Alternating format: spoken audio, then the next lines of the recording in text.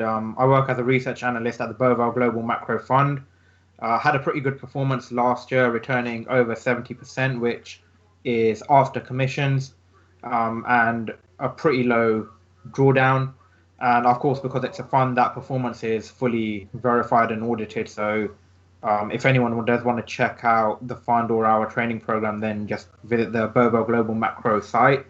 And in terms of my approach to the markets, as you said, it's a more of a global macro approach.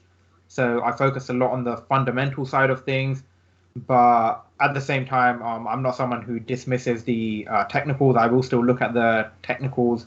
It just depends on what the scenario really is. And lastly, even though most of what I trade is FX and major equity indices, over the past year, I have been working more on trying to look at other instruments, trading commodities, looking at derivatives, options, futures, things like that as well. So yeah, that's pretty much it. But I think you've covered most of it.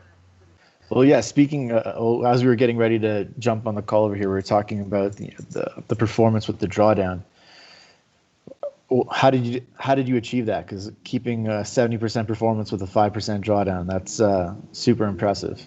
Yeah, so that was the performance for the fund, and I had a very similar performance on my personal account. But obviously, last year was a very unique year, not only in the markets but around the world, and we had a lot of volatility. I think one of the key things in achieving that return was we'd forecasted about a week before the market crash started in the last week of February that we were going to see downside and a bear market kicking in, because I think the initial expectation was when we heard about COVID is that the countries like UK, the Eurozone, the US, they're not going to be able to do lockdowns like they've done in China because of it would sort of be a conflict with human rights laws. And then I think we saw Italy was one of the first to impose those restrictions, and all of a sudden, that's when I guess shit got a little real for everyone, and then saw the volatility kicking into the market. So I think that was a major factor, predicting that in time. And then I think from that last week of February until around the first week of April, almost every weekend, I was shorting risk assets into the weekend.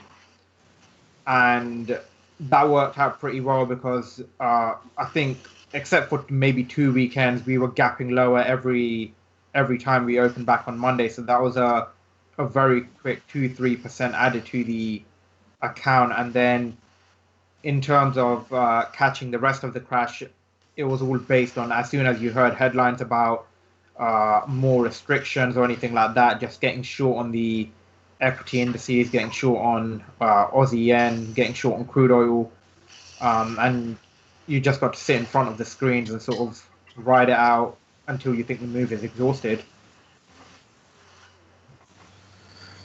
Yeah, that's interesting. So I guess you're just like capitalizing on the fate of the world.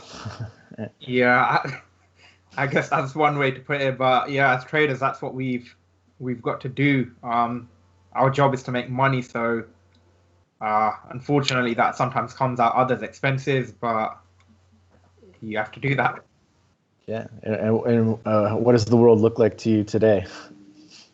Well, it's obviously a lot better than it was a year ago. There's more information on COVID, and markets aren't as volatile. But I think there are still a lot of headwinds and risks that we have to take into consideration. At the moment, the focus is all on the vaccination programs and getting back to normal. But I think if you look around the world, apart from a few countries, the handling of COVID, you can probably say, has been a collective fuck up. So there's still a lot that could go wrong in the next few months.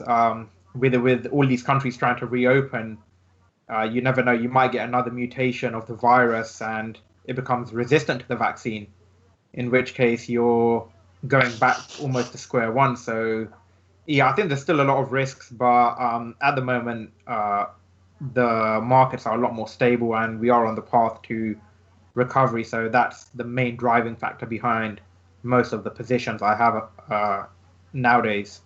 Who's recovering faster than others? So I guess the US is probably at the top of the list. China have done quite well. Uh, the UK one I find quite ironic as well because this is really one of the first tests of is Brexit a good decision or not? And I mean, in this instance, it's looking like a pretty good idea given that the UK vaccination program is better than the Eurozone. So yeah, I think those areas are doing okay. The slowest is probably the Eurozone.